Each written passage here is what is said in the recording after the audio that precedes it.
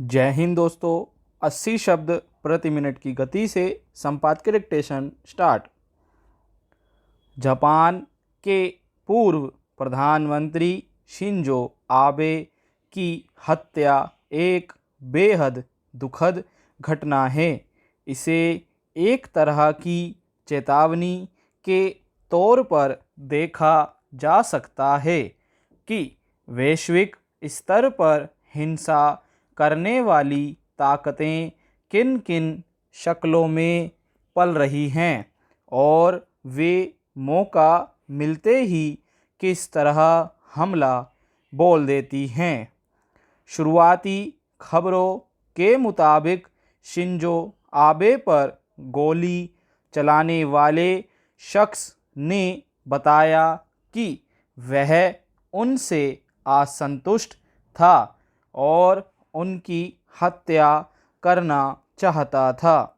सवाल है कि क्या महज असंतुष्ट या नाखुश होना किसी पूर्व प्रधानमंत्री की या किसी की भी हत्या करने का इतना बड़ा कारण हो सकता है।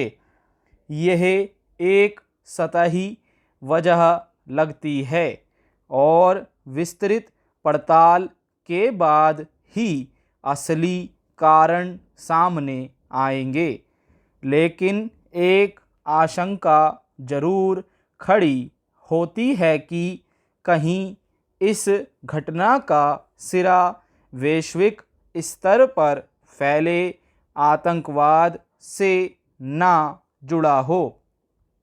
शिंजो आबे पर तब गोली चलाई गई जब वे एक छोटी सार्वजनिक सभा को संबोधित कर रहे थे। जाहिर है हत्यारा इसलिए अपने मकसद में कामयाब हो सका होगा कि वहां आबे की सुरक्षा व्यवस्था में या तो लापरवाही बरती गई थी या फिर पर्याप्त चौकसी नहीं थी।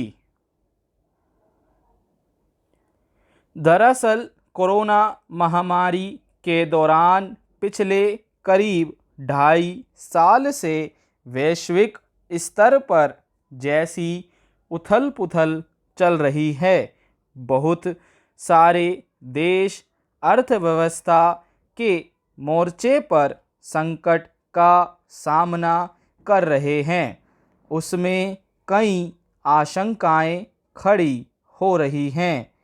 लेकिन जहां तक शिंजो आबे का सवाल है तो उन्हें जापान की राजनीति में प्रिंस के तौर पर जाना जाता था।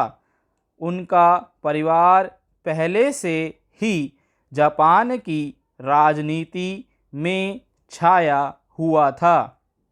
उनके पिता जहां जापान के पूर्व विदेश मंत्री थे, वहीं उनके दादा नोबुसुके किशी वहां के प्रधानमंत्री थे। शिंजो आबे जापान के राजनीतिक आकाश में 2 दशक तक छाए रहे।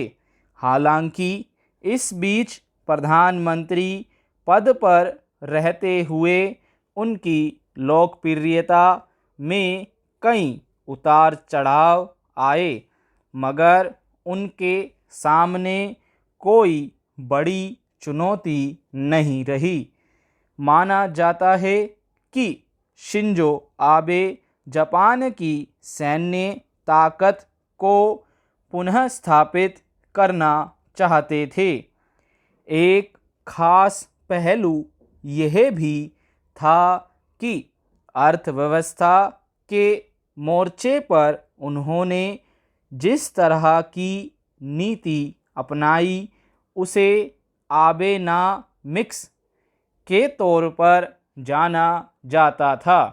इसके बावजूद यह साफ है कि कुछ लोग या समूह उनके खिलाफ भी थे मगर बात उनकी हत्या तक पहुंच जाएगी। इसकी शायद किसी ने भी कल्पना नहीं की होगी। इस त्रासद घटना और हत्यारे की पहचान के बाद वैश्विक स्तर पर हैरानी इसलिए भी जताई जा रही है कि जापान को एक शांति प्रिय देश माना जाता है। स्टॉप। दोस्तों, आपको हमारी डिक्टेशन कैसी लगी कमेंट बॉक्स में अपने बहुमूल्य सुझाव जरूर दें। धन्यवाद। मिलते हैं अगली वीडियो में।